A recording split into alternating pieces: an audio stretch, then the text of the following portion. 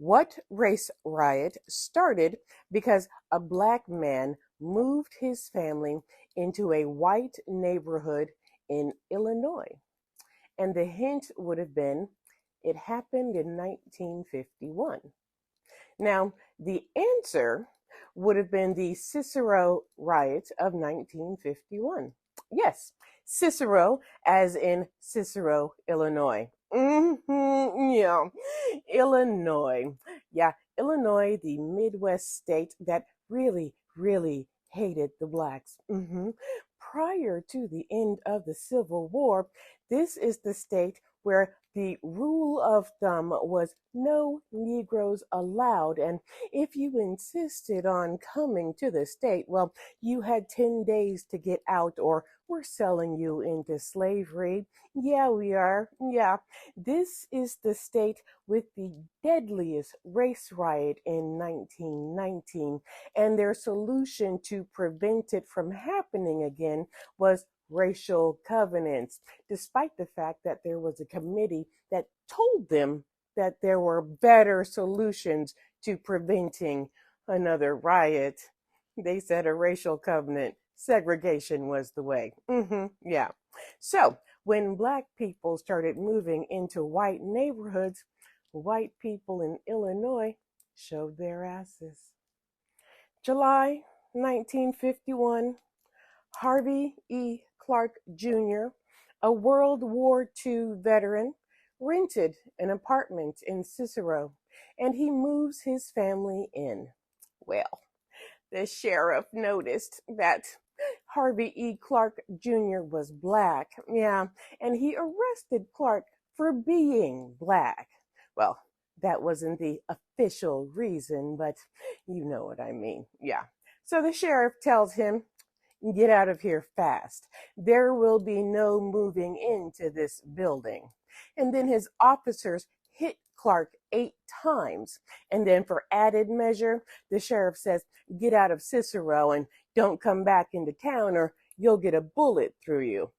For added measure, the Clarks had to file a lawsuit against the Cicero Police Department just to be able to move in and to make the police protect them from the white neighbors who harassed them. But the police didn't protect them. No, yeah. The evening of July 11th, 1951, a crowd of about 4,000 white people attacked the apartment building that the Clarks were living in. 21 family members who were living in the apartment building as well.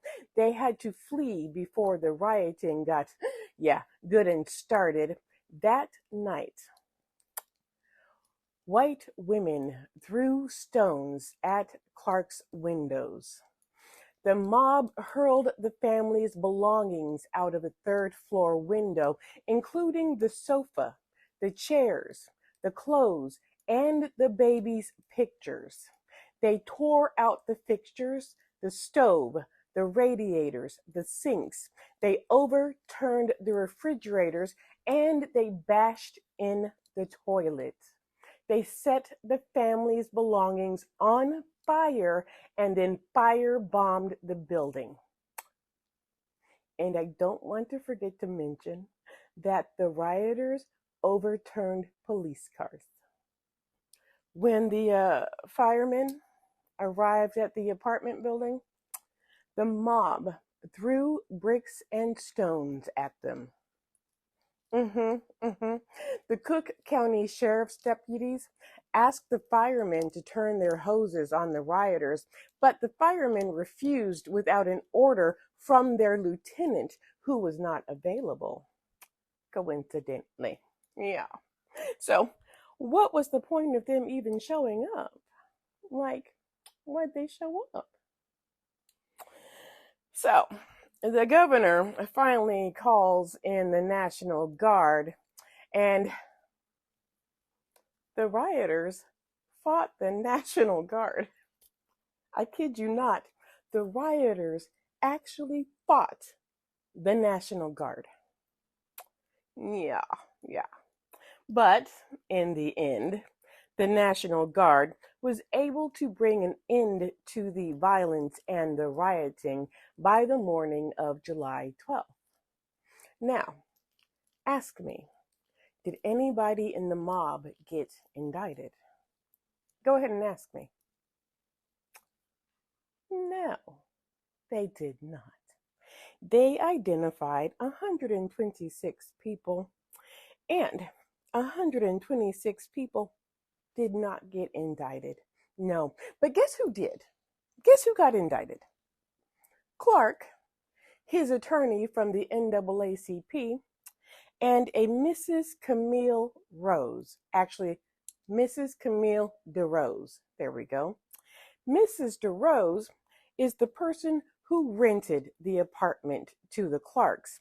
They were all indicted for inciting a riot and conspiracy to damage property.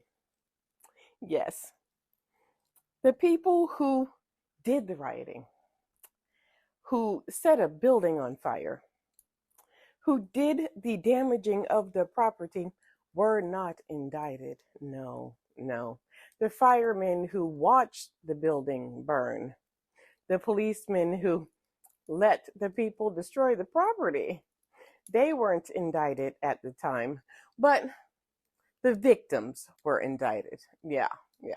Now, eventually, the charges were dropped after widespread criticism, and eventually, a federal grand jury indicted 4 Cicero officials and 3 police officers on charges of violating Clark's rights, but those charges were dropped as well.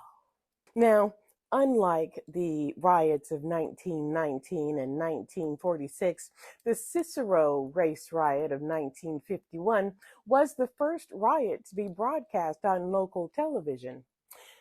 Viewing the riot on television brought worldwide condemnation for the first time.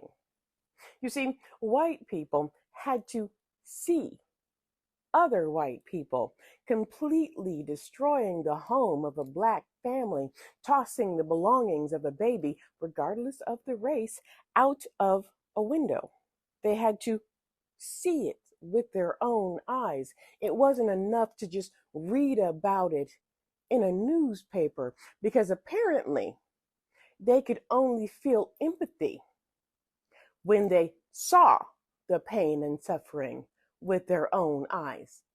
That's the only way they could feel empathy. I hope I don't sound bitter. I mean to sound mad.